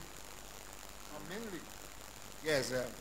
Then do we have statistics on this PPP that can give us a strategic way forward? Statistics? And you know that you can't compare international airports in developed countries with what we have here. It's because even you can't compare MEM2, the one where we have in Nigeria, you can't compare it with the airports. You can't compare with any other airport, because when it was first commissioned, so when I thought there was is this Nigeria? You guys, at least there was a kind of change from what we have been having before. Before when you go to the airport, you will not be able to use their toilet.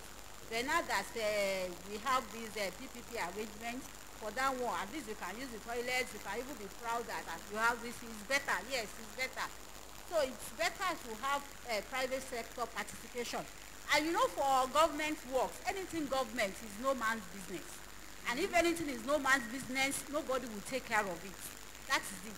So you have to, but if you know you are involved and your money is there, you must do it very well to get something good out of it. And another thing, when Aeda was talking, he said that if you have love for money, you are not supposed to be a good quantity surveyor. And but in this case of PPP, you must have love for money, because if you are going there to make money. And let me just say, on the last time when somebody was talking, he said that in this regime that we have, in the olden days when we have, in the times of our Lord Jesus Christ, when he came, he was healing people, he was raising the dead, and people listened to him. But in this regime that we have, in this dispensation, anybody that will come, people will listen. The person was ready to dish out money. So it's like we are in the era of money making. So PPP is also about money making. Anybody going there will have at the back of his mind, his or her mind, that I'm going there to make money. And if you do it very well, you will make it. Yes. Then one last one. Yes, my own. Well, there is one here, but you have answered that, talking about curriculum and things like that. You have answered that. Mine is, how do our values and cultures impinge on infrastructural development in Nigeria? Our cultures and values. How does it negatively affect infrastructural development? Okay, let me just say one thing in addition. That was a project I was involved in last year. The project, were brought in to supervise. So it was a different set of consultants that did the pre-contract works. So we had to be involved in the post-contract works. And we discovered that the bill was like 3.2. But when the project was 90%, almost 90% completed, the contractor was due for only 1.2. You up to like 90%. Supposed to be. When it was about 90 or 95% completed, only 1.2. So the profit was very wide. I think I will blame the quantity surveyor that did the estimates. And Covenant University not establishing quantity surveying department because of that reason. That was what I heard. They said he had building department, he had architecture, estate management, building. The quantity surveying is not in Covenant. Because you say QS, even in Bells University, the VC will tell us that QS will inflate the cost of construction. That's what we are saying now, that the project was 3.2. So I think we need to look at the way we do our estimates. And I don't blame us.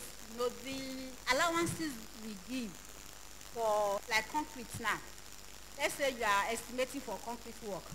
You allow between maybe 30% and 50% for consolidation, for shrinkages, for waste. So that is too much. So we should look back and see the way we do our estimation for construction works. What we are allowing, you know, to cover up for all these things, they are on the high side, and it's making it to the disadvantage of the clients and the contractors. You know, if you want to make it in Nigeria, just be a contractor. Most especially civil engineering works where they do measurements. So it's not really our culture, because our culture as Yorubas, as Hausas, as Igbos, we not, you know, promote such things. That's the way we are being trained. Do you understand? Now, our training is not our culture. It's not even our value. It's not our value. What we are trained, it's the training that we need to look at. I think you agree with me, my HOD. Yes. A round of applause for Professor Babalola. Yes, quickly, we are behind schedule. Last comment. Okay.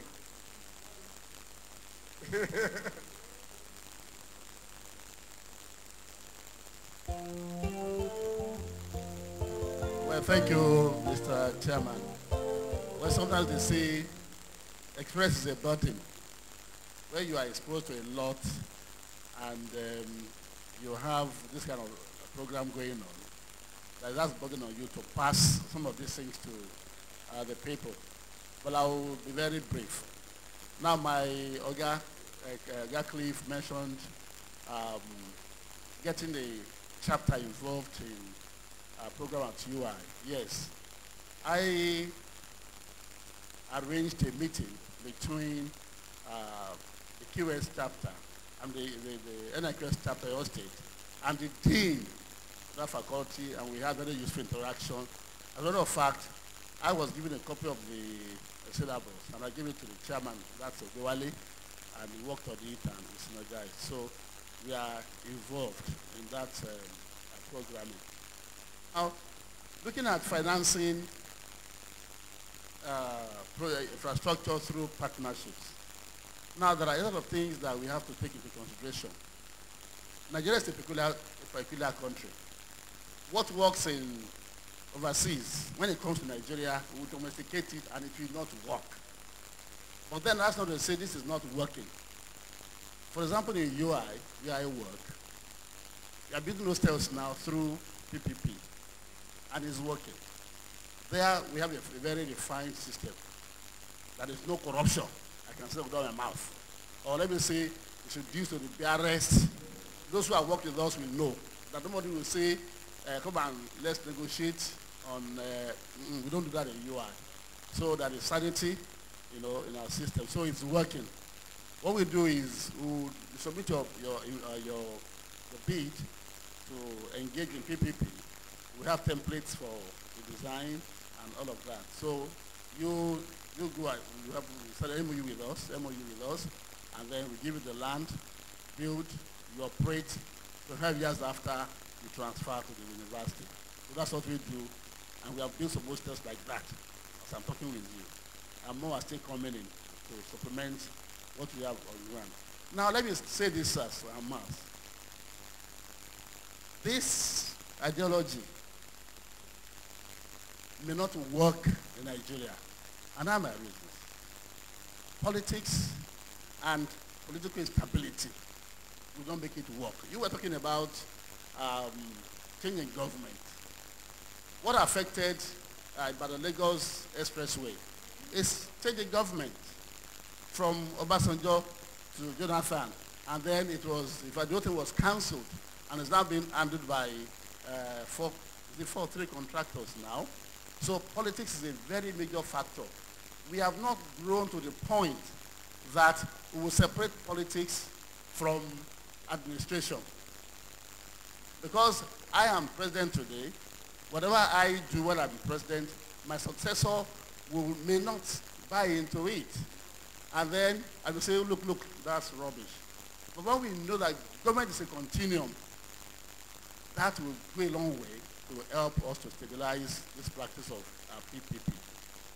Then our leaders don't like us. That is the truth. Everybody is fighting for their own interests. Saraki is there at the local with Oshomole. Oshomole is eating up the polity. He's saying that you must impeach Saraki. And Saraki is saying, okay, I will not open the Senate for you to even impeach me at all. And what is behind all this? Selfish interest. Gari is so expensive in the market, rice is expensive, and nobody is talking about that anymore. It's about survival in governance and in government. So what time do they have to think of the common man on issues like this? So to be able to get our politics right, we have elections in a peaceful manner, no rancor, no unnecessary violence. Then we can then begin to move. But we have not even started at all. That's number one. Number two, corruption. I mentioned while I was reading my paper about the governor in our state. Once there's a proposal taken to him, he will ask you, what is there for me? Yes.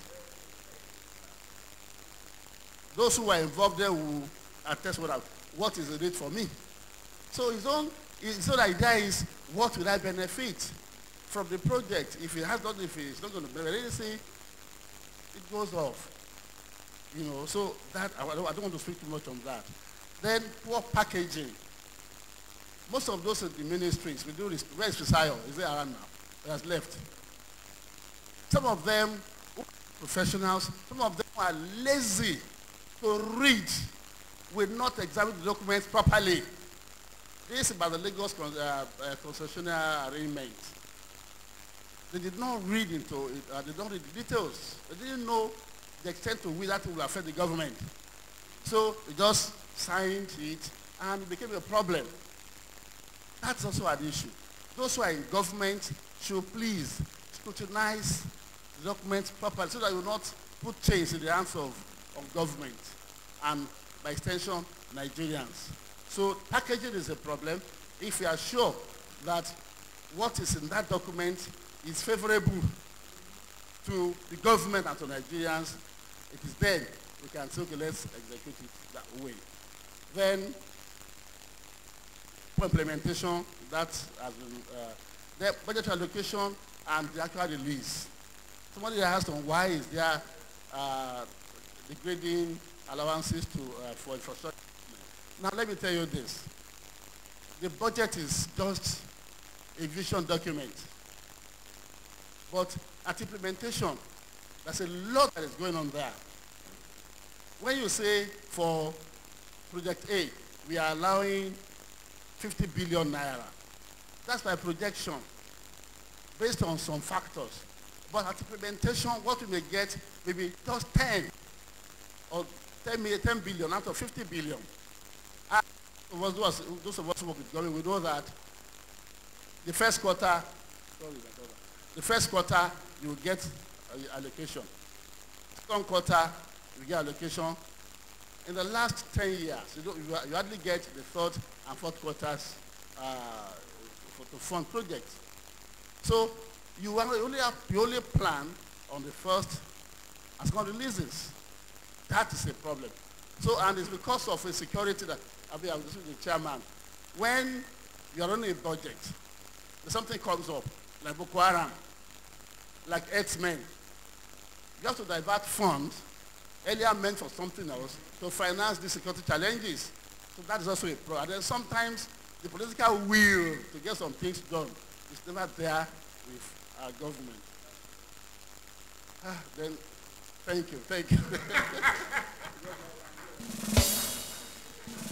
Wow. A round of applause for QS Olaniyan. We want to appreciate you for the time spent. We appreciate the speakers for the time spent in preparing their papers, and we have immensely benefited from them. And we pray that God will continue to increase you, take you from height to greater heights, in the name of Jesus. Thank you so much. God bless you. And as the Saraki and the Dogara of this meeting this morning, I hereby declare this morning session closed. All right. Thank you very much to Mr. Pastor QS Akin Adejumo for that wonderful session. I want to believe that every one of us have enjoyed the session. Can we put our hands together again for we want us to take a very brief moment to interact and talk to each other, network. Let us relate to each other as we close this session. But we don't want us to just disperse as we close this session, but let us just interact, network, and speak to each other while we wait for the chairman to come and give us a brief information, a quick information rather.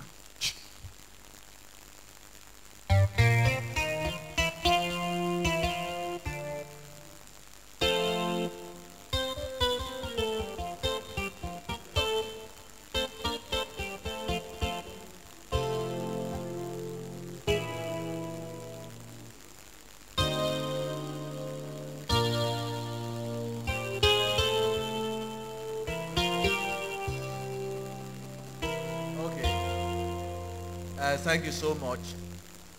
I want to also use this opportunity to thank everyone this morning. Some of you came in right when we were doing the opening ceremony, and you've also been around till now. I want to thank you so much, and I'm believing that you have seen the first session in the morning. We have also packaged 2 papers in the afternoon. The people that will speak will truly address their papers, and they will be of immense benefit to all of us. I just want to advise everyone here to wait till the end of today. And also, I'm sure this hall will be filled up by tomorrow.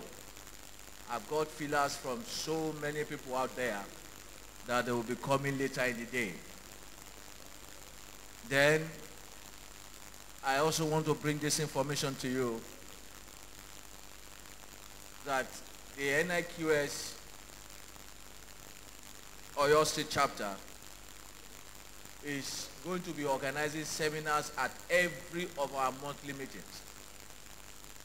Every of our meetings now will take the shape of a seminar, because we don't want you to come to a place and not go with certain things, at least that will add to what you have already known, or also to help you to know what you don't know at all. So please, our seminar or our meeting venue is now at the Pentorize Event Center. How many of us know where the place is?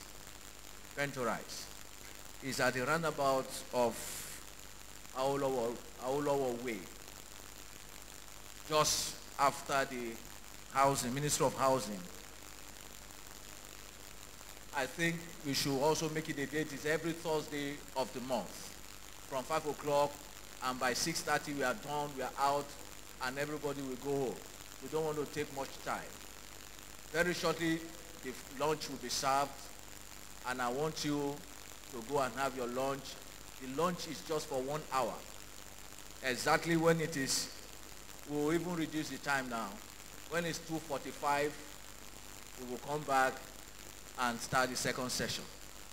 An issue was raised there that in one of the universities, they didn't want to start the coin surveying department because of corruption. I think we will look into that.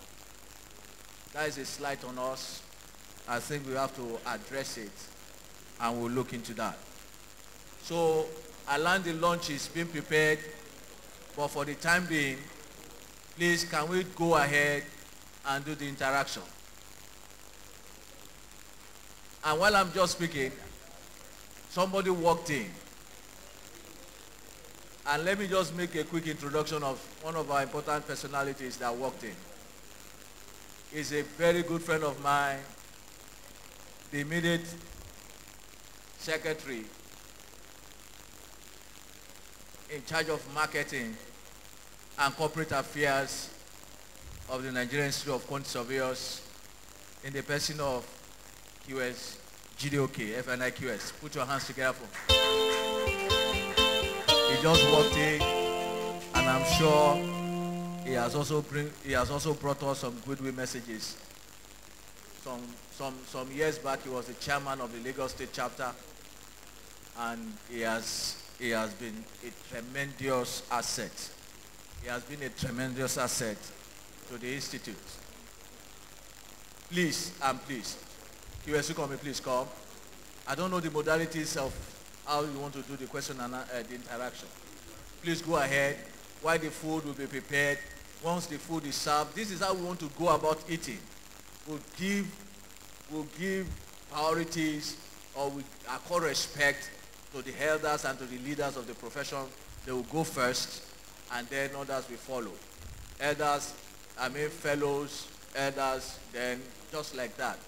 Everybody will be served, but let us just take it up from there. Please, let us welcome QS. So please, the floor is open now? Yeah. Please, the floor is open. When the food will be ready, we'll call you. We'll let you know. Please, you can dissolve. Just make your interactions for the next 10 minutes, and we'll call you to come and take your lunch. Thank you so much.